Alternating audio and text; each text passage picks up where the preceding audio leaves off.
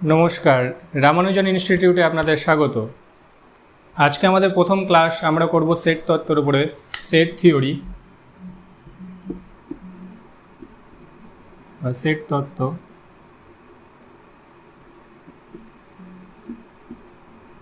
এর উপরে আমরা ক্লাস করব। স্টুডেন্ট, তোমাদের আমি একটা কথা বলি যে আমি যখন পড়াবো তার সঙ্গে সঙ্গে কিছু কিছু ইংলিশ টার্মগুলো যেগুলো আছে আমি সেগুলো বলবো, সেগুলোকে তোমরা একটু ফলো করার চেষ্টা করবে। তার কারণ হায়ার স্টাডিজে যখন আমরা যাব, সে তোমরা জয়েন্ট এন্ট্রান্স দিয়ে তোমরা ইঞ্জিনিয়ারিংয়ে গেলে বা তোমরা অনার্সে পড়লে বা তোমরা নার্সিংয়ে গেলে, যে কোনো কোর্স তোমরা করো না কেন, সেখানে সব টার্মগুলো কিন্তু বা পড়তে হবে ইংলিশে। সেই জন্য এখন থেকে এই টার্মগুলোর সঙ্গে যদি তোমরা একটু অভ্যস্ত হও, তাহলে তখন গিয়ে এই সুবিধাগুলো হবে। আমি বাংলা ইংলিশ দুটোতেই আমি বলবো, যাতে তোমাদের সুবিধা হয়।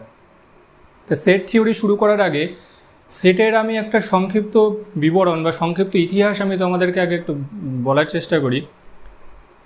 ঊনবিংশ শতাব্দীর শেষের দিকে এই সেট থিওরিটা কি হয়, একটা গণিত জগতের একটা মূল একটা ভিত্তি বলা যায়। কেন? তার কারণ কি, কম্পিউটার সায়েন্স, কলনবিদ্যা বা ক্যালকুলাস, বা এছাড়া লজিক্যাল কম্পিউটার বা লজিক্যাল যে সমস্ত কম্পিউটারের সাবজেক্টগুলো আছে, সেই সমস্তগুলোতে সেটের ধারণা একটা অপরিসীম। সেট ছাড়া আমরা সেইগুলোকে ভাবতে পারি না। ঊনবিংশ শতাব্দীতে কি হয়, প্রথম যে ধারণাটা দেন জর্জ বুল, তিনি এই সেট সম্পর্কে একটা প্রধানত ধারণা দেন। তার একটা বই আছে, an investigation of the law of thought, an investigation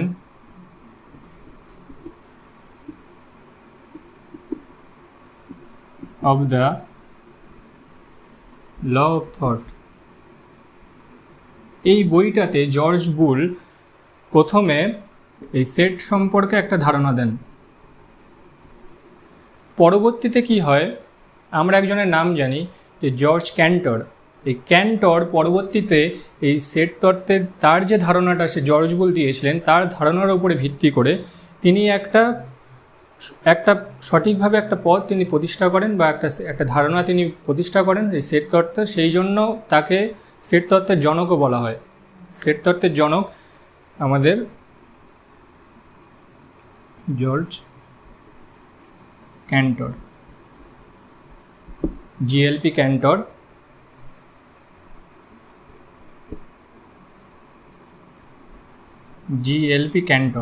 এই জিএলপি ক্যান্টর এই সেট তত্ত্ব সম্পর্কে সঠিকভাবে একটা ধারণা দেন।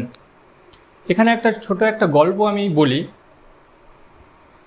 আদিম যুগে যখন মানুষ কোনো ম্যাথের কোনো ধারণা ছিল না, অঙ্কের কোনো হিসাব ছিল না বা তারা বুঝতো না, সেই ক্ষেত্রে তাদের একটা ধারণা মাথায় আসে। যখন আদিম মানুষ গুহাতে যখন বাস করতো, গুহার মধ্যে তো অনেক মানুষ থাকতো, আর কি হয়, সেই সঙ্গে তাদের সঙ্গে কিছু পশুও থাকতো।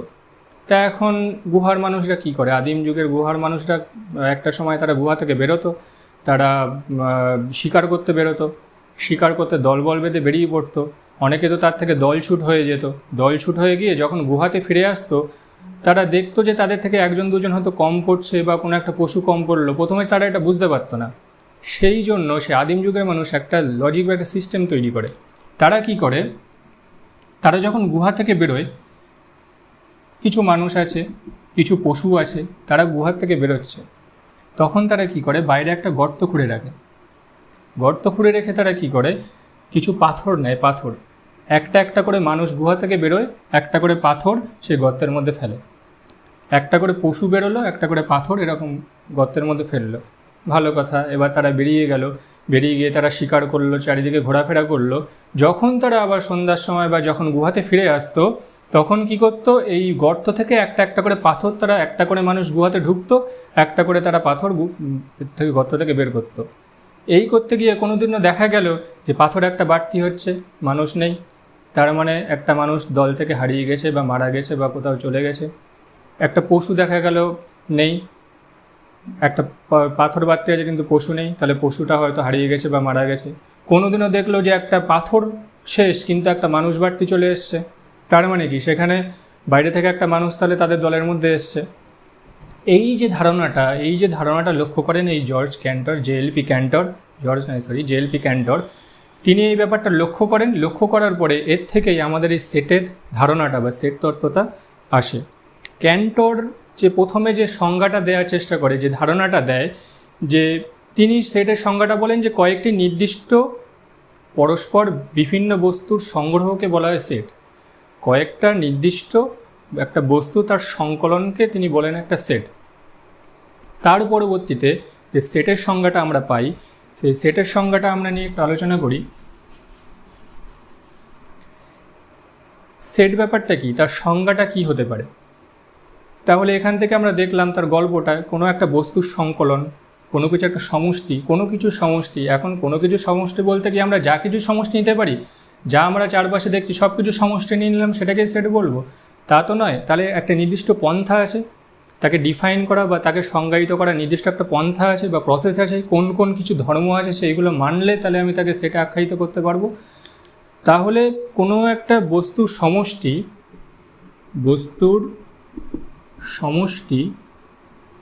বা সংকলন কে আমরা সেট বলবো যদি নাম্বার ওয়ান কি হয়, যে সেই সংজ্ঞাটি সুসংগত হয়, সেই সংজ্ঞাটি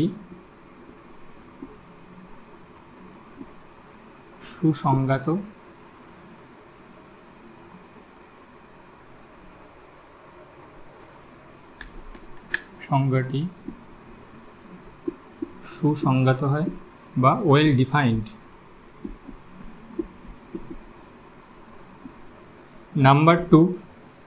নাম্বার টুটা কী হবে, যে সংকলনটি ক্রম নিরপেক্ষ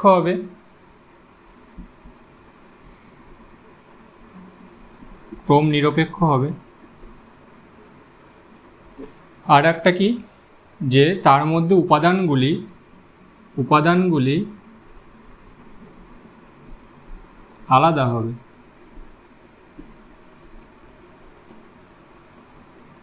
আচ্ছা, প্রত্যেকটা আমরা একটা একটা করে আগে জানার চেষ্টা করব যে জিনিসগুলো কি। প্রথমটা আমরা বললাম যে ওয়েল ডিফাইন্ড বা সংজ্ঞাটি সুসংজ্ঞাত। এই ওয়েল ডিফাইন্ড বা সুসংজ্ঞাত কথাটার অর্থটা কি। ধরো আমি যদি বলি যে একটা ক্লাস, ধরো 11-এর আমি পড়াচ্ছি, 11-এর একটা ক্লাস আছে। 11-এর ক্লাসে আমি বললাম যে কিছু লম্বা ছেলে মেয়েদের একটা সেট তত্ত্ব আমরা পড়ছি, তাই আমরা বললাম সেট, কিছু লম্বা ছেলে মেয়েদের একটা সেট। আচ্ছা, এই কথাটা কি বললে বোঝা যায় যে কতটা লম্বা, কীরকম লম্বা, তা সেইগুলো মানুষগুলোকে নিয়ে তুমি একটা সেট বা তোমরা একটা সেট গঠন করতে পারবে? সেটা কিন্তু হয় না, কারণ কিছু লম্বা মানুষের বা কিছু লম্বা ছেলে মেয়েদের সেট বললে কতটা লম্বা সেখানে প্রশ্ন থেকে যাচ্ছে। তাহলে প্রশ্ন যদি থাকে তাহলে কি সেটা সেট হলো?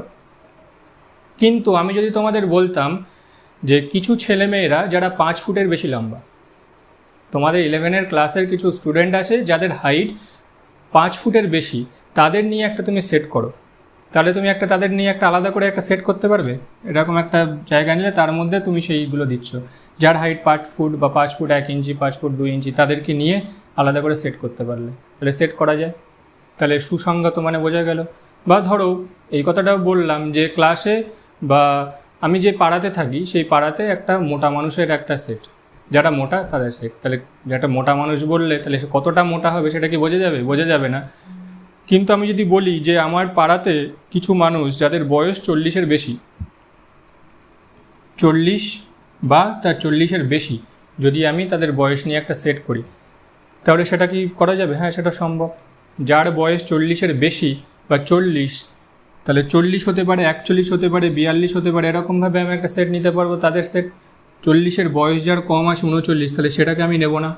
যার বয়স হচ্ছে 38, তাহলে সেটা আমি নেব না, কারণ আমি এখানে বলে দিয়েছি 40 বা তার বেশি। সুতরাং সেই 40 বা বেশি বয়সের মানুষগুলো নিয়ে আমি একটা সেট করতে পারবো। তাহলে প্রথম যে বললাম যে বস্তু বা বস্তুর সমষ্টি বা সংকলন হলো, তাহলে সেটা সংজ্ঞাটি সুসংজ্ঞাত হতে হবে, ওয়েল ডিফাইন্ড। তাহলে ওয়েল ডিফাইন্ডের কথা বোঝা গেল। আচ্ছা, তারপরে সেকেন্ডটা আমি বলেছি যে ক্রম নিরপেক্ষ। ক্রম নিরপেক্ষ কথাটার অর্থ কী? ক্রম নিরপেক্ষ কথার অর্থ, ধরো আমি একটা সেট বললাম যেখানে 1 থেকে 10 সংখ্যাগুলো আছে। এখানে বললাম 1 2 3 4 এরকম করে 10 সংখ্যাগুলো আছে। আচ্ছা, ক্রম নিরপেক্ষ মানে আমরা যদি নাম্বার নেই, তাহলে নাম্বারে আমরা এখানে বলি কি 1 2 3 4 পর এরকম সংখ্যাগুলো আসে, 1-এর পরে 2, 2-এর পরে 3। কিন্তু একটা সেট হতে গেলে এর কোনো মানে নেই যে সংখ্যাগুলো 1-এর পরে 2 হতেই হবে, 2-এর পরে 3 হতে পারে। ধরো তুমি বললে 5 4 1, এটা কি সেট হবে? হ্যাঁ, অবশ্যই এটা নিয়ে একটা সেট করতে পারি। কোনো কিছু সংখ্যা, যে সংখ্যা 3টে হলে 5 4 1, হ্যাঁ হতে পারে। তুমি ধরো বললে যে 10 9 7, এটা কি একটা নিয়ে একটা সেট করা যেতে পারে এই 3টে সংখ্যা নিয়ে? হ্যাঁ, করা যেতে পারে। সেই জন্য ক্রম নিরপেক্ষ মানে হলো কোনো ক্রম মানবে না, যে পরপর হতে হবে তার কোনো মানে নেই। আমি যদি ধরো অ্যালফাবেট নিলাম, আমি ভাওয়েল নিলাম, ভাওয়েলগুলো কী কী আছে আমরা জানি, এ ই আই ও ইউ, এটা পরপর সিকোয়েন্স অনুসারে আসছে, প্রথমে এ তারপরে ই আই ও ইউ। তার মানে আমি যদি একটা সেট নেই, সংখ্যাগুলো কি বা এই ইংরেজি ভাওয়েলগুলো কি পরপর আসতে হবে? পরপর নয়। আমি বললাম আই ও এ ই, তাহলে এটা নিয়ে কি আমি একটা সেট করতে পারবো? হ্যাঁ, অবশ্যই করতে পারবো। তাহলে ক্রম নিরপেক্ষ কথার অর্থ হলো ক্রম মেনটেন না করলেও তাহলে আমাকে সেটা সেট হিসাবে বলা যাবে। আচ্ছা, দ্বিতীয়টা তাহলে ক্লিয়ার, প্রথমটা ক্লিয়ার, দ্বিতীয়টা ক্লিয়ার। তারপরে আমাদের আসছে উপাদানগুলি আলাদা আলাদা হবে। এই আলাদা আলাদা কথার অর্থ কী? আমি নাম্বার দিয়েই বলি যে নাম্বারগুলো আমি ধরলাম 1 2 3 4 এরকম সেট নিলাম, নিয়ে একটা 4টে সংখ্যার আমি সেট নিলাম।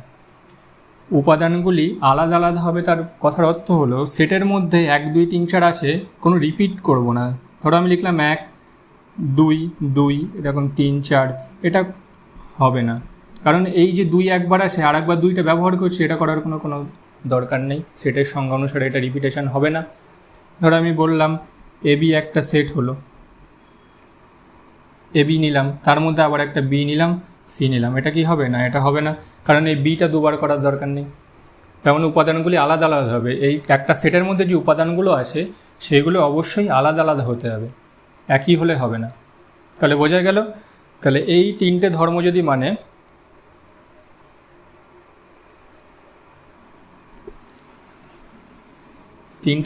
এগুলো মানে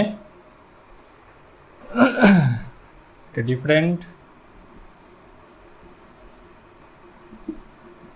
independent of order, independent of order। আচ্ছা, পাশে আমি ইংলিশ টার্মগুলো লিখে দেবো, যে এই টার্মগুলো সম্পর্কে যাতে একটু অভ্যাস হতে পারে বা যাতে তোমাদের সুবিধা হয়। তাহলে সেট, কোনো বস্তুর সমষ্টি বা সংকলনকে সেট বলা হবে। তাহলে কী কী প্রপার্টি তোমরা মনে রাখবে, যে একটা হলো সংজ্ঞাটি সুসংজ্ঞাত হতে হবে, ওয়েল ডিফাইন্ড। আচ্ছা, ক্রম নিরপেক্ষ কীভাবে হয়, কেন হয় সেটা আমি বললাম। আর উপাদানগুলি আলাদা আলাদা হবে, উপাদানগুলি আলাদা আলাদা কীভাবে হবে সেটা নিয়ে আমরা বুঝলাম।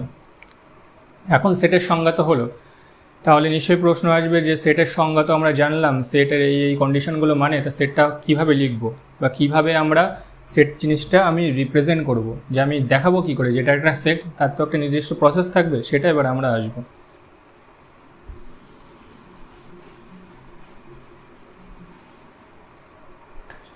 এরপরে আমরা আসছি যে সেটের উপস্থাপন।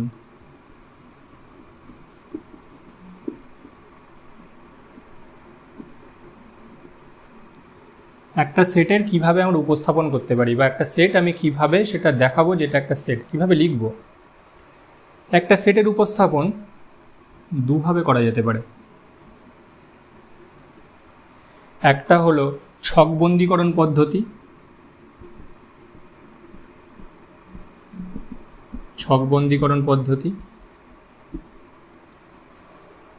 আচ্ছা, এই ছকবন্দীকরণ পদ্ধতিকে বলে রস্টার অর ট্যাবুলার মেথড।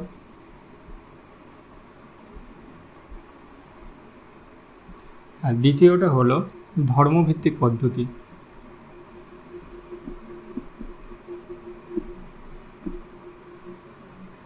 একটা হলো ছকবন্দীকরণ পদ্ধতি আর একটা হলো ধর্মভিত্তিক পদ্ধতি। ধর্মভিত্তিক পদ্ধতিকে কি বলা হয়? Set builder form.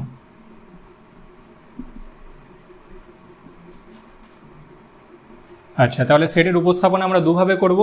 একটা হলো ছকবন্দীকরণ পদ্ধতি, রস্টার ও ট্যাবুলার মেথড, আর একটা হলো ধর্মভিত্তিক পদ্ধতি, রস্টার ট্যাবুলার ফর্ম, আর একটা হলো সেট বিল্ডার ফর্ম। আচ্ছা, ছকবন্দীকরণ পদ্ধতিটা কি? ছকবন্দীকরণ পদ্ধতিটা হলো যে ধরো আমি ভাওয়েলটাই নিলাম, তাহলে ভাওয়েলটা লিখব কিভাবে?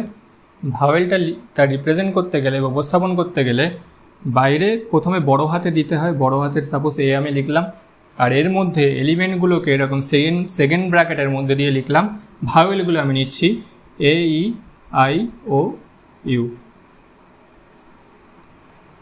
তাহলে বাইরে যেটা রিপ্রেজেন্ট করলাম সেটা আমি একটা বড় হাতের সংখ্যা, বড় হাতের অ্যালফাবেট দিলাম, আর ভিতরেরগুলো স্মল লেটারের A E I O U দিলাম। এটা হলো একটা ভাওয়েলের একটা সেট। তাহলে ছকবন্দীকরণ পদ্ধতিতে আমরা সেকেন্ড ব্র্যাকেট দিয়ে এইভাবে লিখতে পারি। ধরো আমি আর একটা সেট আমি বলছি যে বি সেটটা আমি নিলাম কিছু সংখ্যাটা হলো 1 থেকে 5 পর্যন্ত, মানে কীরকম 1 2 3 4 5, তাহলে এটা একটা সেট। ঠিক আছে, তাহলে ছকবন্দীকরণের মধ্যে যখন আমি আসবে সেটা সেকেন্ড ব্র্যাকেটের মধ্যে আমি এরকম লিখব।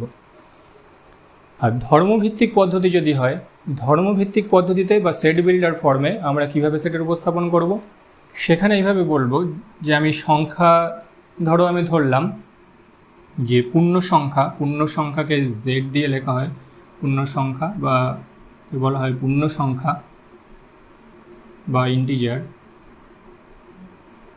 ইন্টিজার কোনগুলো, ইন্টিজার হলো 0 +-1 +-2 এরকম সংখ্যাগুলো, সেগুলোকে বলা হয় পূর্ণ সংখ্যা বা ইন্টিজার। আমি বললাম যে পূর্ণ সংখ্যা যেটা 2 থেকে 4-এর মধ্যে আছে, 2 থেকে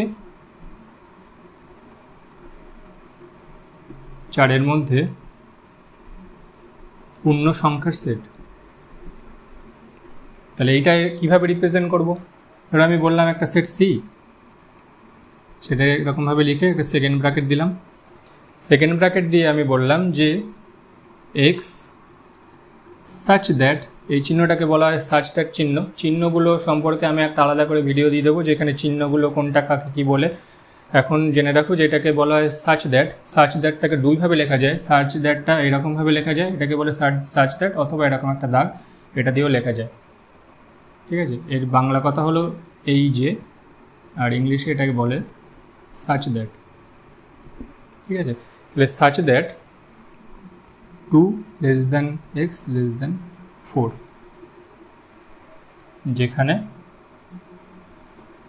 x পূর্ণ সংখ্যা, এটা সেটের মধ্যে হবে। তাহলে বোঝা গেল 2 থেকে 4-এর মধ্যে পূর্ণ সংখ্যার সেট, সেটাকে আমি ডিনোট করছি সি সেকেন্ড ব্র্যাকেট দিয়ে এক্স সাচ দ্যাট, যেখানে এক্স একটা পূর্ণ সংখ্যা 2 থেকে 4-এর মধ্যে থাকবে। তাহলে এটা হলো আমার সেট বিল্ডার ফর্ম। ঠিক আছে, বা আমি আরেকটা বললাম, আর একটা উদাহরণ আমি বললাম যে 5 থেকে 25-এর মধ্যে সংখ্যাগুলোর সেট। তাহলে আমি সাপোজ ধরলাম D, suppose Y such that Y পূর্ণ সংখ্যা এবং 5 < y < 25, 5 থেকে 25-এর মধ্যে পূর্ণ সংখ্যা তার সেট। তাহলে সেটের উপস্থাপন দুভাবে হতে পারে। ছকবন্দীকরণ পদ্ধতি হলো, ধর্মভিত্তিক পদ্ধতি হলো। ছকবন্দীকরণ পদ্ধতিতে আমরা কিভাবে লিখব সেটগুলোকে সেটা আমি দেখালাম। ধর্মভিত্তিক পদ্ধতিতে আমরা কিভাবে রিপ্রেজেন্ট করব, কিভাবে লিখতে হয় সেটা আমি দেখালাম, ধর্মভিত্তিক পদ্ধতি। এবার আমরা আসব যে কিছু ডেফিনেশন, যে সেট করতে গেলে যে কিছু ডেফিনেশন আমাদের জানতে হবে, সেই ডেফিনেশন সম্পর্কে এবার আমরা একটু আলোচনা করব। তো এইটা ক্লিয়ার হয়েছে যে সেটের উপস্থাপন কিভাবে হয়। আচ্ছা, এবার আমরা আসি তাহলে ডেফিনেশনে।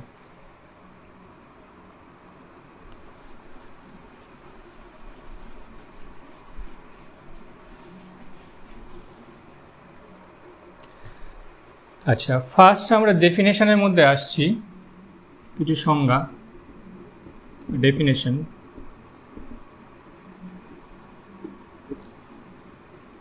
প্রথম সংজ্ঞাটা আমরা দেখছি যে সসীম ও অসীম সেট। Finite and infinite. আচ্ছা, সসীম অসীম সেট বা ফাইনাইট অ্যান্ড ইনফাইনাইট সেট। আচ্ছা, তাহলে সসীম সেট বলতে আমরা কি বুঝি? সসীম সেট কথার অর্থ হলো যেই সেটের উপাদানগুলো, এলিমেন্ট বা উপাদানগুলো যেটা আমরা গণনা করতে পারবো, সেটাকে বলা হয় সসীম সেট। ধরো একটা সেট আমি নিলাম এ, যার মধ্যে এলিমেন্টগুলো আছে 1 থেকে 10 পর্যন্ত, 2 3 4 5 4 5 6 7 8 9 10, 1 থেকে 10 পর্যন্ত আমি সংখ্যাটা লিখলাম। তাহলে সসীম মানে কি, এইগুলো আমি গণনা করতে পারবো। তাহলে 1 2 3 4 5 6 করে 10 পর্যন্ত আমরা গুনতে পারছি। তাহলে এই সেটের মধ্যে কতগুলো এলিমেন্ট বা কতগুলো উপাদান আছে সেগুলো আমি গুনতে পারছি। এই গোনা যদি যায় তাহলে তাকে আমরা বলবো সসীম সেট। তাহলে সসীম সেট কি? আচ্ছা, আর অসীম সেট কি? ঠিক এর উল্টোটা। অসীম সেট মানে হলো যে সেটের এলিমেন্টগুলো আমরা গণনা করতে পারবো না, তাকে বলা হয় অসীম সেট। যেমন তোমরা স্বাভাবিক সংখ্যার যে নাম শুনেছ, স্বাভাবিক সংখ্যা এটাকে বলা হয় ইংরেজিতে ন্যাচারাল নাম্বার, আর এটাকে ডিনোট করা হয় এরকমভাবে, ডিনোট করা হয় এন দিয়ে, ন্যাচারাল নাম্বার। ন্যাচারাল নাম্বারটা কী হয়, যেটা 1 2 3 4 করে এরকম চলতে থাকে। মানে ন্যাচারাল নাম্বারের সেটটা কীরকম হয়, যে 1 2 3 4 এরকম করে চলতে থাকে। কোথায় শেষ জানি না, 10,000 50,000 1 লাখ 2 লাখ যা কিছু বলবে হতে পারে। তাহলে এই যে ন্যাচারাল সংখ্যাটা আমি নিচ্ছি, তাহলে এটা কি আমি গণনা করতে পারবো? ধরো তুমি বললে হ্যাঁ আমি গণনা করতে পারবো। কত দূর পর্যন্ত গুনবে? 10,000, 10,000-এর পরে আমি বললাম 10,001। তুমি বললে আমি 1 লাখ পর্যন্ত গুনবো, আমি বললাম 1 লাখ 1, 1 লাখ 10। তাহলে তার কি কোনো শেষ আছে? তাহলে এই সেটটা যে ন্যাচারাল নাম্বারের সেট, যেটা 1 2 3 4 5 6 করে হচ্ছে, তাহলে এইটাকে আমরা গুনতে পারবো? এর ভিতরে কতগুলো এলিমেন্ট আছে বা কতগুলো উপাদান আছে আমরা কিন্তু গুনতে পারবো না। সেই জন্য এই স্বাভাবিক সংখ্যার সেটটা আমরা বলবো কি, অসীম সেট। তাহলে অসীম সেট বোঝা গেল। অসীম সেট কি? বাস্তব সংখ্যার সেটও বলতে পারো। বাস্তব সংখ্যাকে আর দ্বারা ডিনোট করা হয়, রিয়েল নাম্বার। বাস্তব সংখ্যার মধ্যে সব কিছু আছে, প্লাস মাইনাস, মূলত সংখ্যাগুলো, রুট ওভার সব কিছু আছে, কমপ্লেক্স নাম্বার ছাড়া। কমপ্লেক্স নাম্বারটা কি সেটা আমরা পরে আলোচনা করব, যেটাকে আই দিয়ে ডিনোট করা হয়। সেটা ছাড়া বাস্তব সংখ্যা, রিয়েল নাম্বার বা বাস্তব সংখ্যার মধ্যে সব আছে। তাহলে সেটাও আমরা গুনতে পারবো না। তাহলে এইগুলো হলো অসীম সংখ্যার সেট বা অসীম সেট। আচ্ছা, এখন এই অসীম সেটটাকে আবার দুভাগে ভাগ করা যায়।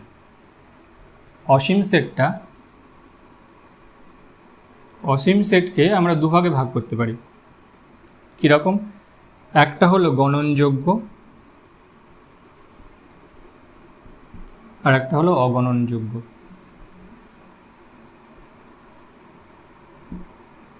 একটা হলো ডিনিউমারেবল, একটা হলো নন ডিনিউমারেবল। অসীম সেটকে দুভাগে ভাগ করা যাচ্ছে, একটা হলো গণনযোগ্য আর একটা হলো অগণনযোগ্য। আচ্ছা, গণনযোগ্য কথাটার মানেটা কি এটা আমরা একটু দেখি। অসীম সেটের মধ্যে অবশ্যই সেটা একটা অসীম সেট হতে হবে। অসীম সেট মানেই আমরা প্রথমে জানলাম কি, অসীম সেট মানে সেই সেটটাকে আমরা গণনা করতে পারবো না, তাহলে সেটা হলো অসীম সেট। তার মধ্যে আবার দুটো ভাগ, একটা হলো গণনযোগ্য বা ডিনিউমারেবল আর একটা হলো অগণনযোগ্য নন ডিনিউমারেবল। তা গণনযোগ্য মানেটা কি? আচ্ছা, ধরো আমি একটা এক্সাম্পল দিই। একটা সেট আমি বললাম, ধরো যেখানে এলিমেন্টগুলো আছে 1, 1/2, 1/3, 1/4, 1/5, 1/6 ডট ডট করে 1/n ডট ডট করে এরকম আছে। আচ্ছা, এই সেটটা কি আমরা গুনতে কি পারবো? হ্যাঁ, অবশ্যই একটা অসীম সেট। অসীম সেট মানে তার মধ্যে গণনা যাবে না, কিন্তু একটা প্রসেস আছে যে তার মধ্যে কিছু গণনা করা যাওয়ার মতো কিছু আছে, সেটাকে ওই জন্য গণনযোগ্য নাম দিলাম। তাহলে এটা কীভাবে গুনবো? দেখো, আমরা ন্যাচারাল নাম্বারের সেট জানি। ন্যাচারাল নাম্বারের সেটটা কী হয়, 1 2 3 4 করে এরকমভাবে হয়, আমরা জানি।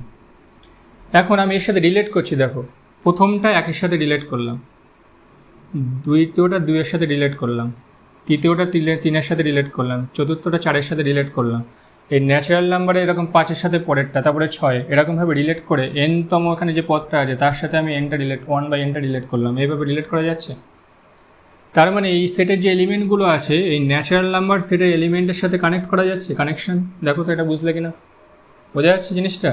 যে প্রথমে একটা এলিমেন্ট আছে 1, সেটা ন্যাচারাল নাম্বারে 1। এখানে তো ন্যাচারাল নাম্বার সংখ্যাগুলোতে আমি 1 2 3 4 5,000 10,000 1 লাখ আছে, তো তার সাথে আমি রিলেট করাচ্ছি। 1-এর সাথে প্রথমটা 1, এটা 2-এর সাথে 2, 3-এর সাথে 1/3, 4-এর সাথে 1/4, 5-এর সাথে 1/5, এরকম ডট ডট করে n-এর সঙ্গে 1/n এরপরে চলতে থাকবে। তাহলে দেখুন, ন্যাচারাল নাম্বার সেটের সাথে একটা কানেকশান করা গেল না অসীম সেটের মধ্যে? তাহলে এই যে কানেকশান করা গেল, এই জন্য এর নামটা তখন হয়ে গেল গণনযোগ্য। ঠিক আছে, এবার আমরা বললাম গণনযোগ্য, অগণনযোগ্য বা গণনযোগ্য নয়, সেটা কীরকমভাবে হবে? ধরো আমি বললাম একটা সেট আছে এ, যার মধ্যে এলিমেন্টগুলো সাপোজ 2 থেকে 3-এর মধ্যে আছে, 2 থেকে 3-এর মধ্যে এলিমেন্ট আছে। ধর্মভিত্তিক পদ্ধতি যেটা আমরা লিখি, এ ধরো B X such that X 2 এবং 3-এর মধ্যে সংখ্যা। আচ্ছা, এবার বলো যে 2 থেকে 3-এর মধ্যে যে এক্সটা, এটাকে আমরা গণনা করতে পারবো? প্রথমেই মাথায় আসবে 2 থেকে 3-এর মধ্যে সংখ্যা কি আদৌ আছে, এরকম একটা মনে হতে পারে। এটা কীভাবে সম্ভব? আদৌ কি এর মধ্যে কোনো সংখ্যা আছে? হ্যাঁ, যদি আমি বলতাম ন্যাচারাল নাম্বার বা স্বাভাবিক সংখ্যা, 2 থেকে 3-এর মধ্যে কিন্তু কোনো স্বাভাবিক সংখ্যা নেই, ন্যাচারাল নাম্বার নেই। কিন্তু যদি আমরা মূলদ সংখ্যা যাই বা অমূলদ সংখ্যা যাই বা আমরা বাস্তব সংখ্যার মধ্যে তো সবই আছে, যদি সেই ধারণাটা নিই তাহলে 2-এর মধ্যে তো আমি এমন লিখতে পারি 2.0, 2.1, 2.2, 2.3 এরকম আছে করে 2.9 পর্যন্ত এটা আছে। তাহলে তুমি বলবে যে হ্যাঁ, তাহলে তো আমি গুনতে পারছি, এখানে 9টা আছে। তাহলে তো বলে দেবে যে 2 থেকে 3-এর মধ্যে তাহলে 9খানা এলিমেন্ট আছে। তাহলে তখন আমি তোমার বলি যে 2.01, 2.02, 2.03 এরকম করে 2.09, তাহলে তো এই সংখ্যাগুলোও আছে। তাহলে বলবে হ্যাঁ, তাহলে তো এই 10টা, এই গোনা গেল 10, 10, 20টা। আমি আরও বলে দিলাম, বললাম যে 2.0001, 2.00002 এরকম সংখ্যাগুলো আছে। তাহলে একটা জিনিস ভাবো তো, এই 2 থেকে 3-এর মধ্যে আদৌ কি কোনো সংখ্যা তুমি গুণে শেষ করতে পারবে? এরকম তো চলতেই থাকবে, কারণ এটা বাস্তব সংখ্যা, তার মধ্যে তো মূলদ অমূলদ সবই আছে। এরকম তো অসংখ্য সংখ্যা আছে। আমি এরকম সংখ্যা নিলাম 2.32222 এরকম সংখ্যা একটা আছে, থাকতেই পারে 2 আর 3-এর মধ্যে। তারপরে সংখ্যাটা 2.2229 এরকম একটা সংখ্যা, এরকম আছে, অসংখ্য সংখ্যা আছে। সুতরাং এই 2 থেকে 3-এর মধ্যে কিন্তু অসংখ্য সংখ্যা আছে। এটা একটা খুব ইন্টারেস্টিং ব্যাপার যে 0 থেকে 1-এর মধ্যে কটা সংখ্যা আছে। 0 থেকে 1-এর মধ্যে অসীম সংখ্যক সংখ্যা আছে, ইনফাইনাইট নাম্বার আছে 0 থেকে 1-এর মধ্যে। একটা ম্যাজিক্যাল ব্যাপার না? 0 থেকে 1-এর মধ্যে আবার সংখ্যা থাকে। হ্যাঁ, 0 থেকে 1-এর মধ্যে অসংখ্য সংখ্যা আছে, যেমন 2 থেকে 3-এর মধ্যে অসংখ্য সংখ্যা আছে। এই সংখ্যাগুলোকে আমরা গুনতে পারছি না। এটা অসীম সেট, আবার অসীম সেটের মধ্যে এটা হলো গণন অযোগ্য, সেই জন্য এটাকে বলা হয় গণন অযোগ্য সেট। ঠিক আছে, তাহলে সসীম সেট, অসীম সেট হলো।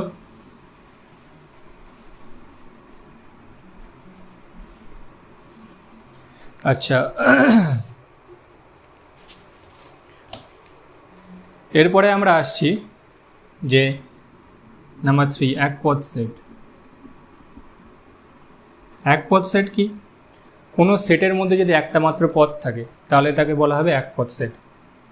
একটা মাত্র পদ বলতে ধরো এই একটা সেট নিলাম, তার মধ্যে আছে 1, একটাই পদ। ধরো আমি বললাম বি, তার মধ্যে আছে সাপোজ সি, একটাই পদ। তাহলে একটা করে যদি পদ থাকে তাকে বলবো একপদ সেট বা সিঙ্গেলটন সেট। ইংলিশ নামগুলো অবশ্যই মনে পড়বে, দরকার না হলেও একটু একটু করে পড়ার চেষ্টা করবে, পড়লে তোমাদেরই সুবিধা হবে। সিঙ্গেলটন সেট আমি পাশে এই নামগুলো লিখে দেবো আর নামগুলো বলবো, এই সঙ্গে সঙ্গে একটু অভ্যস্ত হয়ে যাবে, সুবিধা হবে। তাহলে একপদ সেট বা সিঙ্গেলটন সেট এটা কি? এই একটা বললাম একটাই পদ আছে, তাহলে সেটা হয়ে গেল সিঙ্গেলটন সেট। আচ্ছা, তারপরে আমি বললাম শূন্য সেট। শূন্য সেট এটাকে বলা হয় null set or void set. আচ্ছা, শূন্য সেট কি? শূন্য সেট নাম থেকে বোঝা যাচ্ছে শূন্য, তার মানে সেটের মধ্যে কোনো এলিমেন্ট যদি না থাকে তাহলে তাকে বলবো আমরা শূন্য সেট। কীরকম? ধরো আমি সাপোজ একটা সেট নিলাম এ, তার মধ্যে কোনো পদ নেই, একটাও যদি পদ না থাকে তাহলে তাকে আমি বলবো যে শূন্য সেট। আচ্ছা, একে কীভাবে ডিনোট করা হয়? একে আমরা ফাই দিয়ে ডিনোট করি। আসছিলাম যেটাই শূন্য সেট বা নাল সেট, বা এটাকে ভয়েড সেটও বলা হয়, যেটাকে আমরা যার মধ্যে কোনো এলিমেন্ট থাকে না, তাই এটাকে ফাই দিয়ে তো আমরা ডিনোট করলাম। এখন এটাকে আমরা কীভাবে রিপ্রেজেন্ট করব? ধরো আমি বললাম যে একটা পূর্ণ সংখ্যা বা অখণ্ড সংখ্যার একটা সেট, যেটা সেই 2 থেকে 3-এর মধ্যে ধরলাম। 2 থেকে 3-এর মধ্যে কোনো পূর্ণ সংখ্যা বা কোনো অখণ্ড সংখ্যা কি আছে? 2 থেকে 3-এর মধ্যে কিন্তু পূর্ণ সংখ্যা বা অখণ্ড সংখ্যা নেই। তো এটাকে কিভাবে রিপ্রেজেন্ট করব?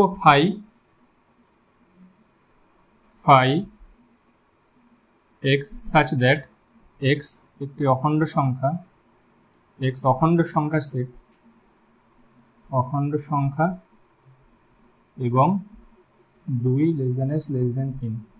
তাহলে ফাইটাকে ডিনোট করছে কিভাবে? যে 2 থেকে 3-এর মধ্যে একটা অখণ্ড সংখ্যা, অখণ্ড সংখ্যা মানে যে ইন্টিজার বা পূর্ণ সংখ্যাও বলতে পারি, যে 2 থেকে 3-এর মধ্যে কোনো কি পূর্ণ সংখ্যা আছে, মানে 1 2 3 4 5 6 এরকম কোনো সংখ্যা বা অখণ্ড সংখ্যা এরকম আছে, বা ন্যাচারাল নাম্বার কীরকম আছে? ন্যাচারাল নাম্বার কিন্তু নেই, বা স্বাভাবিক সংখ্যা নেই 2 থেকে 3-এর মধ্যে। সেই জন্য এইটাকে আমরা বললাম ফাই। বা আমি আর একটা উদাহরণ দিচ্ছি, বললাম phi set X such that X অখণ্ড সংখ্যা, অখণ্ড সংখ্যা, অখণ্ড মৌলিক সংখ্যা, ধরো মৌলিক সংখ্যা, মৌলিক সংখ্যা 24 থেকে 28-এর মধ্যে। 24 থেকে 28-এর মধ্যে কোনো কি মৌলিক সংখ্যা আছে? 24 থেকে 28-এর মধ্যে ধরলাম। 24 থেকে 28-এর মধ্যে কোনো কি মৌলিক সংখ্যা আছে? 25 মৌলিক নয়, 26 মৌলিক নয়, 27 মৌলিক নয়, আর 24 28 তো মৌলিক নয়। তাহলে 24 থেকে 28-এর মধ্যে কোনো কি মৌলিক সংখ্যা আছে? নেই তো। সেই জন্যই তো এটাকে ফাই বলছে, বা নাল সেট। এর মধ্যে কোনো তো এলিমেন্ট থাকবে না, নাল মানে তো শূন্য। ঠিক আছে, তাহলে কিভাবে আমরা রিপ্রেজেন্ট করি? ফাই দিয়ে রিপ্রেজেন্ট করি। তাহলে নাল সেট হলো, আচ্ছা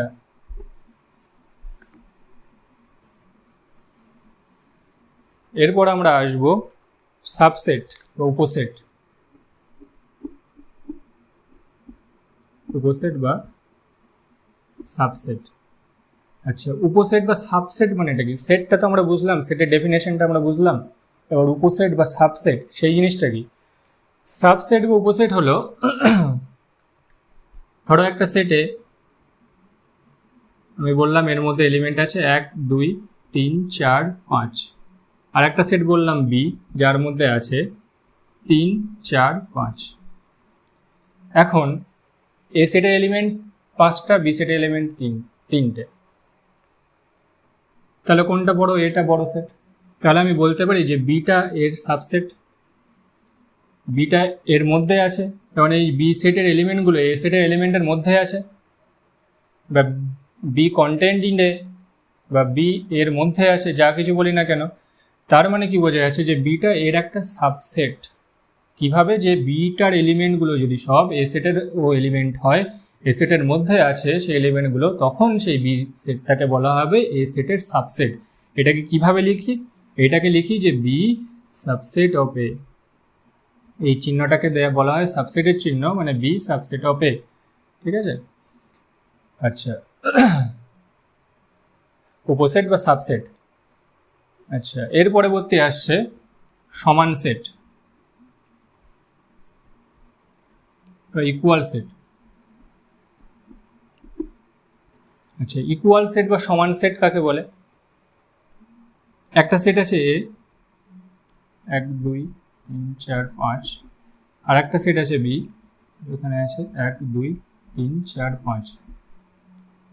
তাহলে এ সেটের এলিমেন্ট আর বি সেটের এলিমেন্ট যদি সেম হয়, তখন কি বলা হবে? এ সেট আর বি সেটটা সমান সেট, যাকে এ সমান বি এরকমভাবে লেখা যায়। সমান সেট মানে সমান, ইকুয়াল, দুটো ইকুয়াল হবে। এ সেটের যে কটা এলিমেন্ট আছে বি সেটে সেই কটা এলিমেন্ট আছে, এই দুটোকে একত্রে বলা হয় এ ইকুয়ালস টু বি, তাই সমান সেট। আচ্ছা, এরপরে আসছে যথার্থ উপসেট।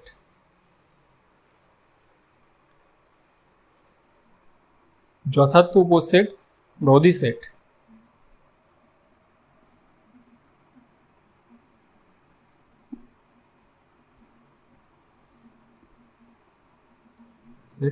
এবং অধিসেট, প্রপার সাবসেট অ্যান্ড সুপারসেট। আচ্ছা, যথার্থ উপসেট মানেটা কি?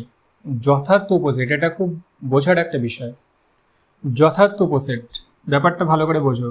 ধরো এ একটা সেট আছে, এ সেটের এলিমেন্ট কি 1 2 3 4 5, 5টা এলিমেন্ট আছে। বি একটা সেট নিলাম, বি সেটের এলিমেন্ট কি আছে 2 3 4 সাপোজ 5।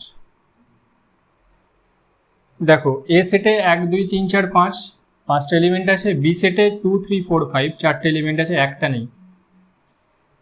তাহলে উপসেট হতে গেলে বা প্রপার সাবসেট হতে গেলে তাহলে একটা কন্ডিশন কি আসলো, যে সাবসেট হতে হবে সেটা। তাহলে প্রথম কন্ডিশন কি, যে সাবসেট হতে হবে বা উপসেট হতে,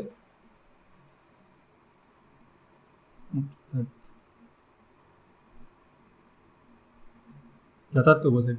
তাহলে প্রথম কন্ডিশন কি, যে সাবসেট হতে হবে, উপসেট হতে হবে। আর নাম্বার 2, প্রথম কন্ডিশন উপসেট তো হতেই হবে, যে বিটাকে এর যথার্থ উপসেট কখন বলবো, বি সেটটা এর সাবসেট হতে হবে একটা কন্ডিশন। আর দ্বিতীয় কন্ডিশন হবে যে এ সেটে অন্তত একটা এলিমেন্ট থাকবে যেটা বি সেটে নেই।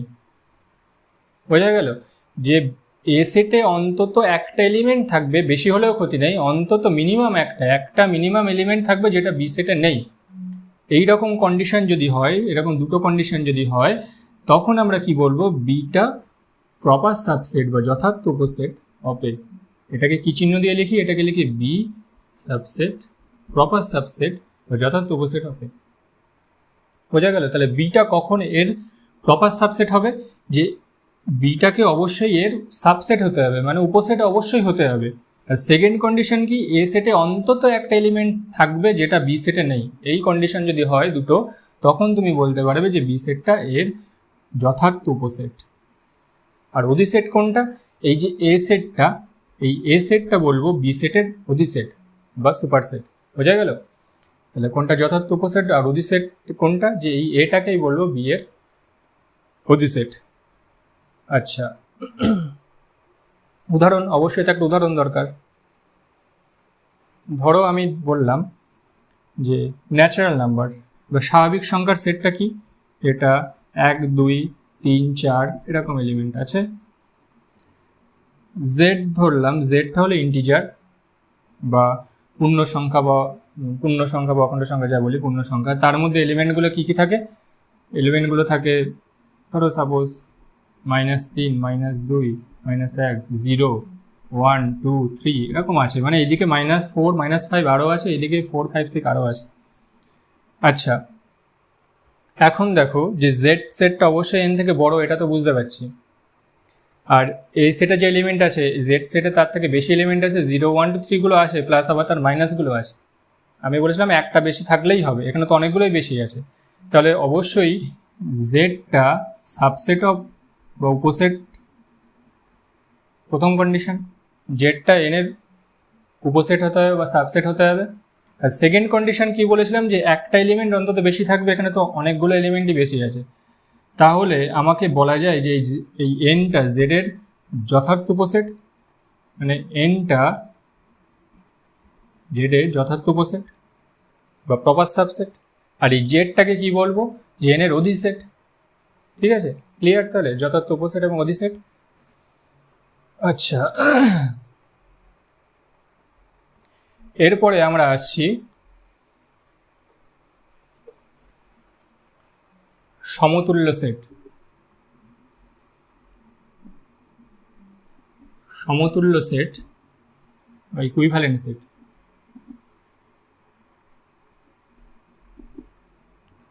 নেক্সট টার্ম আমরা আসছি সমতুল্য সেট বা ইকুইভ্যালেন্ট সেট। সমতুল্য সেট কাকে বলবো, সমতুল্য সেট ধরো এ একটা সেট নিলাম, এর মধ্যে আছে 1 2 3 4। বি একটা সেট নিলাম, ধরো এ বি সি ডি। সমতুল্য বা ইকুইভ্যালেন্ট সেট কখন হবে, এ সেটের এলিমেন্ট কতগুলো আছে 1 2 3 4, এলিমেন্ট সংখ্যা বা উপাদান সংখ্যা হলো 4টি উপাদান আছে। আচ্ছা, বি সেটে কত উপাদান আছে, এ বি সি ডি 4টে উপাদান, তাহলে এতেও 4টি উপাদান আছে। তাহলে এইরকম যদি হয় যে কোনো একটা সেটের উপাদান সংখ্যা দুটোই সবই সমান হতে হবে তা নয়, সমান হলে সেটা সমান সেট হয়ে যাচ্ছে, কিন্তু উপাদান সংখ্যাটা এখানে 4টি উপাদান আছে, বি সেটেও 4টি উপাদান আছে, এই রকম যদি হয় তখন আমরা সেটাকে বলবো সমতুল্য সেট।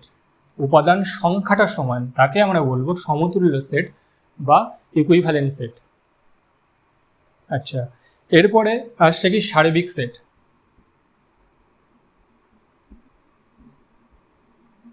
বা ইউনিভার্সাল সেট।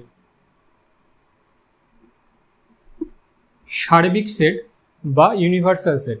আচ্ছা, সার্বিক সেট বা ইউনিভার্সাল কথাটার মানে এটা কি? ইউনিভার্সাল মানে তো শুনেই বুঝতে পারছি এটা ইউনিভার্সাল ব্যাপার, ইউনিভার্সাল সেট যখন ইউনিভার্সাল একটা ব্যাপার। ইউনিভার্সাল সেটটা কীরকম? ধরো আমি একটা সেট বললাম, এ একটা সেট যার মধ্যে 1 2 3 4 এরকম করে 10 পর্যন্ত আছে। আচ্ছা, এবার একটা সেট সাপোজ আমি বি বললাম, বি এর মধ্যে যেখানে সব 1 থেকে 10-এর জোড় সংখ্যাগুলো আছে, 2 4 6 8 10। সি একটা সেট বললাম যেখানে সব বিজোড় সংখ্যাগুলো আছে, 1 3 5 7 9 এরকম সংখ্যাগুলো আছে। ঠিক আছে, তাহলে বি আর সি সেটটা যেটা আমরা নিলাম, দুটো সেট একত্রে এই এ সেটটা কি আমরা পাবো? দুটো সেট যদি আমরা অ্যাড করে দিই, দুটো সেট যদি আমি অ্যাড করে দিই তাহলে এ সেটটা পাবো না। তাহলে এখানে আমি যদি দুটো আলাদা আলাদা সেট ধরি, একটা সেট বি একটা সেট সি, তাহলে এদের টোটালটা কি? টোটালটা হলো এ সেটটা। তাহলে এদের রেসপেক্টে বি আর সি এর রেসপেক্টে এ সেটটা একটা ইউনিভার্সাল সেট, এ সেটের মধ্যেই সবগুলো আছে। ইউনিভার্সাল সেটটাকে কীভাবে লেখা হয়? ইউনিভার্সাল সেটটাকে এরকমভাবে একটা ডিনোট করা হয়, এটা ভেন ডায়াগ্রামে, তখন ভেন ডায়াগ্রামে আমরা জিনিসটা আসবো আরও ভালো করে, তখন আলাদা করে বলবো। তাহলে বোঝা গেল? ধরো আমরা বললাম যে একটা সেট ন্যাচারাল নাম্বারের একটা সেট আছে, ন্যাচারাল নাম্বারের সেট 1 2 3 4 করে এরকম সংখ্যাগুলো আছে। আমরা আলাদা করে একটা সেট বের করে নিলাম যেখানে সব কথার কথা বিজোড় সংখ্যাগুলো এরকম থাকবে 1 3 5 7 করে। বি একটা সেট নিলাম যেখানে আমার 2 4 6 8 জোড় সংখ্যাগুলো থাকছে। সি একটা সেট নিলাম যেখানে আমি বললাম যে সবগুলো 2 এর মাল্টিপিল আকারে আছে, মানে 2 4 8 32 এরকম 2 এর মাল্টিপল আছে। ঠিক আছে, তাহলে এই সব এ বি সি আরও ধরতে পারি, ডি যা আছে না কেন, সবগুলো একত্রে তার ইউনিভার্সাল সেট কোনটা? ন্যাচারাল নাম্বারটা তার ইউনিভার্সাল সেট। এদের রেসপেক্টে টেনটা একটা ন্যাচারাল বা ইউনিভার্সাল সেট। আবার যদি আমি ধরি ন্যাচারাল নাম্বারের একটা সেট নিলাম, আচ্ছা আমি ইন্টিজারটার একটা সেট নিলাম, এই সবগুলো তাদের ইউনিভার্সাল সেট কোনটা? রিয়েল নাম্বারকে আমরা তার বলতে পারি তার ইউনিভার্সাল সেট। ঠিক আছে, ন্যাচারাল নাম্বার আর একটা বললাম, সাপোজ ইন্টিজার আছে, ইন্টিজারের মধ্যে 0 +-1 +-2 +-3 এরকম আছে সবগুলো, দুটো একত্রে এদের ইউনিভার্সাল সেট আমি কি বলতে পারি? রিয়েল নাম্বার, কারণ রিয়েল নাম্বারের মধ্যে তো সব কিছুই আছে। তাহলে সার্বিক সেট বা ইউনিভার্সাল সেট বোঝা গেল। আচ্ছা,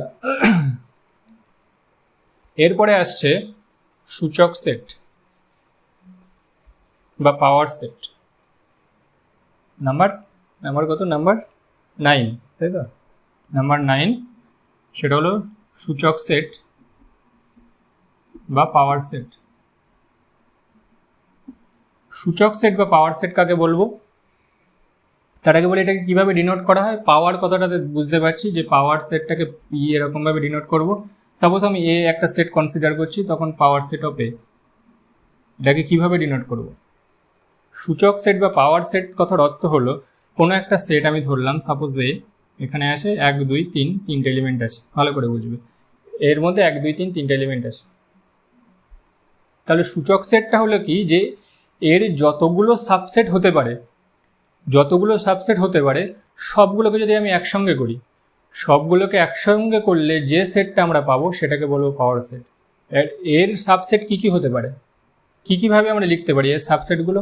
ধরো আমি বললাম, আমি এরকমভাবে লিখছি, 1টাকে লিখতে পারি, 2টাকে লিখতে পারি, 3টাকে এরকম একটা সাবসেট, সবগুলোকে আলাদা আলাদা করে একটা একটা প্রত্যেকটা এলিমেন্ট তো সাবসেট হিসাবে লিখতেই পারি। সাবসেট তো 1 2 3 সাবসেট, একটা এলিমেন্ট নিয়েও আমি বলতে পারি যে 1 এলিমেন্টটা আর এর হলো সাবসেট, অবশ্যই হতে পারে, এর যেটা আছে সেটা সাবসেট।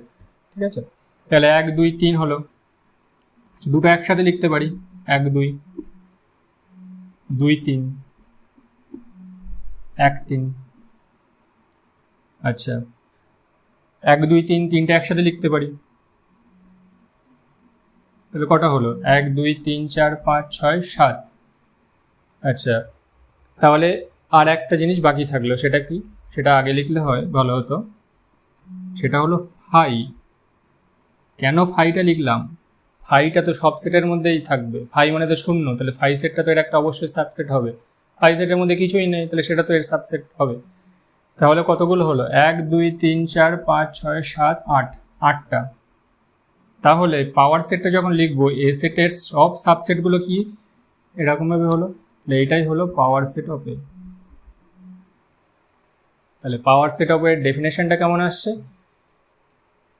পাওয়ার সেট অফ এর ডেফিনেশনটা কিভাবে বলবো? যে X such that X subset of A, X such that, এটা সাচ দ্যাট এর সিম্বল, X such that X subset of A. এবার একটা ব্যাপার, যে একটা যদি আমি সেট দিই, তার সাবসেট কটা হবে সেটা আমি কিভাবে নির্ণয় করব? এটা তো আমরা একটা একটা করে দেখলাম। এখানে যদি আরও বেশি এলিমেন্ট দিয়ে দেয় তখন তো ক্যালকুলেশন করা অনেকটা বড় হয়ে যাবে। তাহলে শর্টে আমি কিভাবে বলবো? কোনো একটা যদি সেট থাকে, তার পাওয়ার সেটের নাম্বারটা কী হবে? সেই নাম্বারটা হলো 2 টু দি পাওয়ার n। এটা মনে রাখবে, 2 to the power n, 2 to the power n সংখ্যক পাওয়ার সেট থাকে। তার মানে কি? এখানে ধরো এলিমেন্ট কত আছে? 1 2 3, তাহলে এখানে 3 বসিয়ে দাও। 2 টু দি পাওয়ার 3 কত হয়? 8। দেখো এখানে 8 এলিমেন্ট আছে, 1 2 3 4 5 6 7 8। আচ্ছা, যদি এখানে দুটো এলিমেন্ট থাকতো 1 and 2, ধরো বি একটা সেট আছে, এখানে আছে এলিমেন্ট 1 and 2, তাহলে এর পাওয়ার সেট কত হতো? 2 টু দি পাওয়ার 2 মানে 4, তাহলে এর সাবসেট হবে 4। ধরো এখানে যদি চারটে থাকতো 1 2 3 4, তাহলে এর পাওয়ার সেট কত হবে? 2 to the power 4, 16, 2 to the পাওয়ার 5 বলে 32, এরকমভাবে বের করতে পারবে। তাহলে বোঝা গেল সূচক সেট বা পাওয়ার সেট কী হলো। কিভাবে আমরা পাওয়ার সেটের মধ্যে কতগুলো এলিমেন্ট থাকবে সেটা কিভাবে বুঝবো? 2 টু দি পাওয়ার n।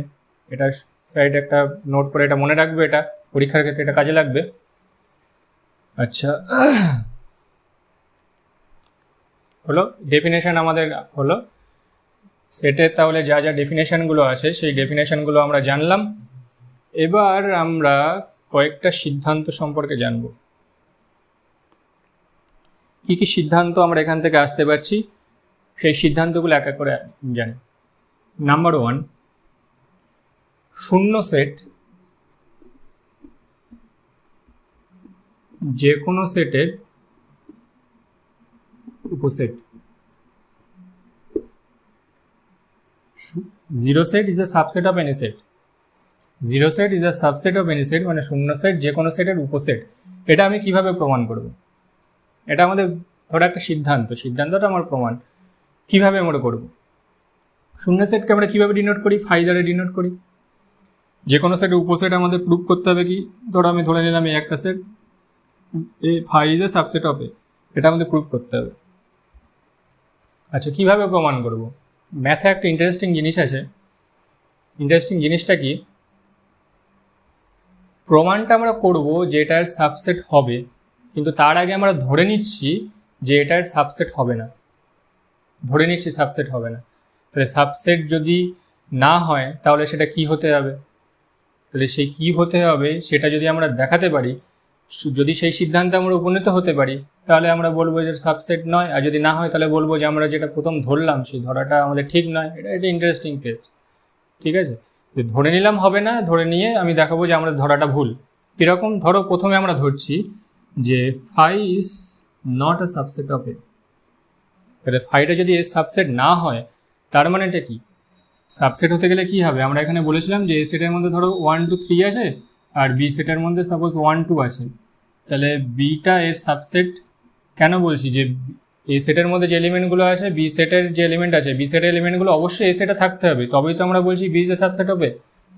তাহলে আমি এখান থেকে ধরলাম সাবসেট নয়, তার মানে ফাইতে এমন কোনো একটা এলিমেন্ট অবশ্যই আছে যে এ সেটে থাকবে না। তাই তো মানে দাঁড়াচ্ছে সাবসেট হতে গেলে যে ডেফিনেশনটা আমার হচ্ছে যে বি সেটের এলিমেন্টগুলো অবশ্যই এ সেটে থাকবে, তাই আমরা বলছিলাম সাবসেট। তাহলে নিশ্চয়ই ফাইতে এমন কোনো একটা এলিমেন্ট আছে যেটা এ সেটে নেই, তবেই তো এই ডেফিনেশনটা মানবে। তাই এমন কি তার ফাইয়ের মধ্যে কি এমন কোনো এলিমেন্ট আছে যেটা এ সেটে থাকবে না? ফাইতে তো এমন কোনো এলিমেন্টই নেই, তার মানে আমরা যেটা ধরলাম এটা ধরাটা আমাদের ভুল। তাহলে আমরা যে ধারণাটা এটা যে ধরছি এটা ভুল।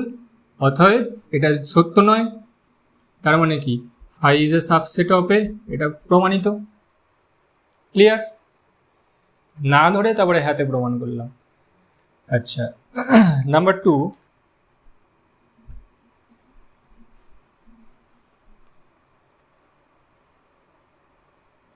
প্রত্যেকটা set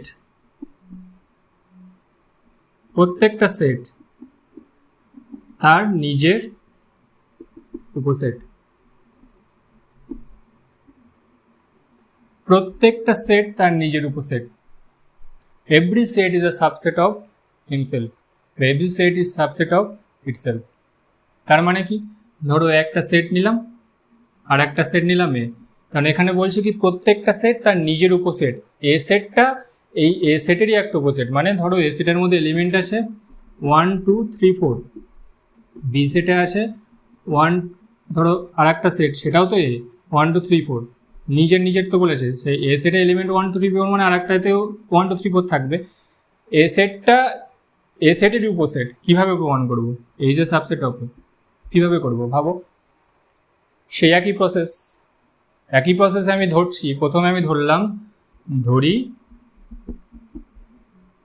A is not subset of A. তাহলে এখানেও সেই একই ব্যাপার। এ সেটে নিশ্চয়ই এই আগের এই এ সেটটাতে এমন একটা এলিমেন্ট থাকবে যেটা পরের এই এ সেটে নেই। এটা কি কখনো হতে পারে? এটা তো সম্ভব না, কারণ এ সেটে যে কটা এলিমেন্ট আছে এ সেটেও তো সে একই এলিমেন্ট থাকবে। তার মানে আমরা যেটা ধরলাম সেটা ঠিক নয়, এটা ভুল। তার মানে কি, যে A is a subset of A, তার মানে প্রত্যেকটা সেট তার নিজের উপসেট। ক্লিয়ার? আচ্ছা, তারপরে একটা প্রুফ,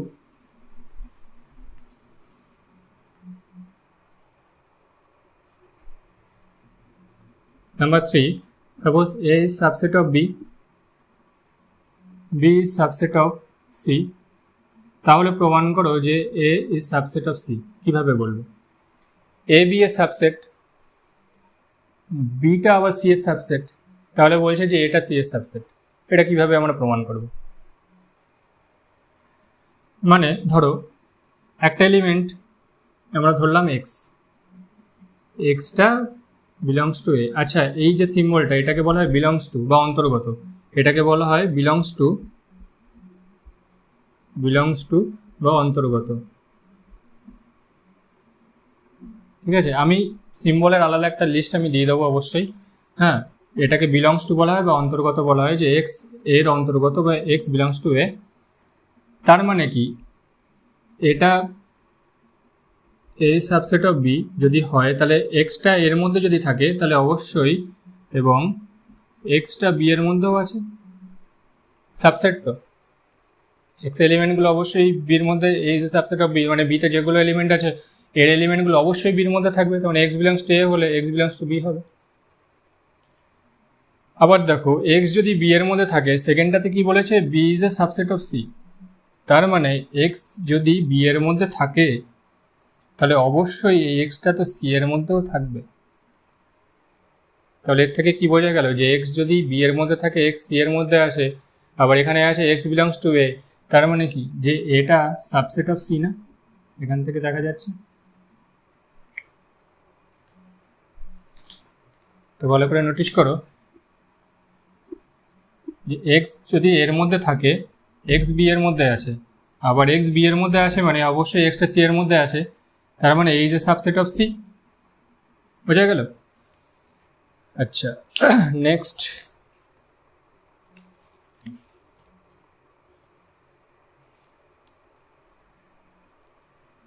নাম্বার 4,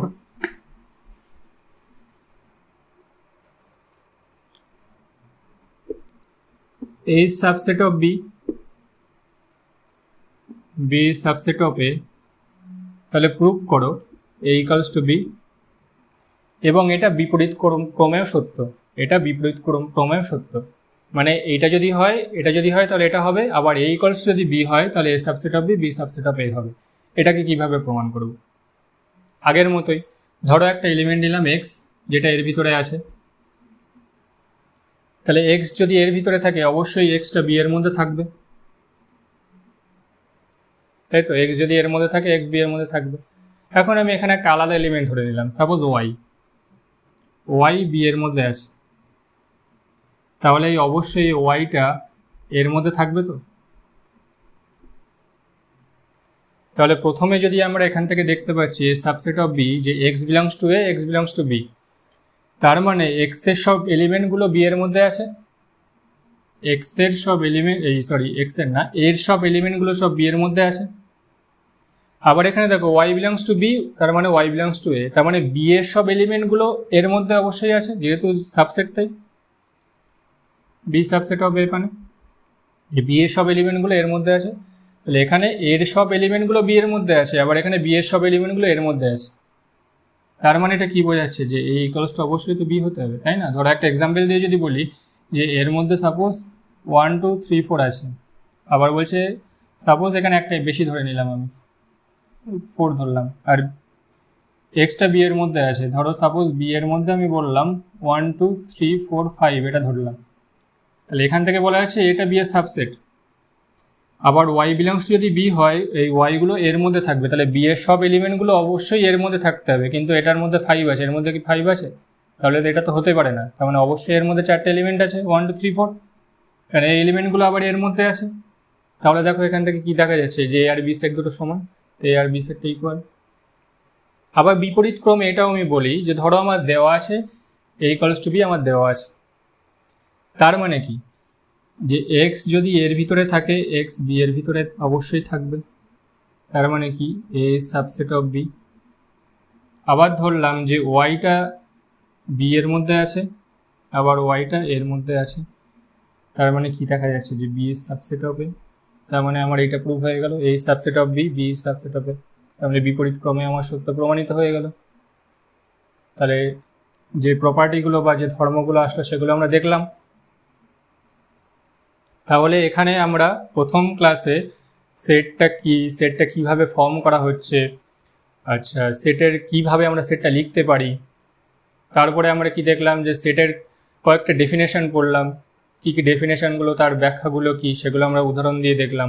তারপরে কিছু কিছু ধর্ম সেটা আমরা দেখলাম। এর পরবর্তী ক্লাসে আমরা দেখব যে ভেন ডায়াগ্রাম বা ভেন চিত্র যেটা কি, সেই সম্পর্কে আমরা পরবর্তী ক্লাসে আলোচনা করব। আজকের ক্লাস আমাদের এই পর্যন্ত, আবার দেখা হবে পরবর্তী ক্লাসে। বন্ধুরা সবাই ভালো থাকবে, নমস্কার।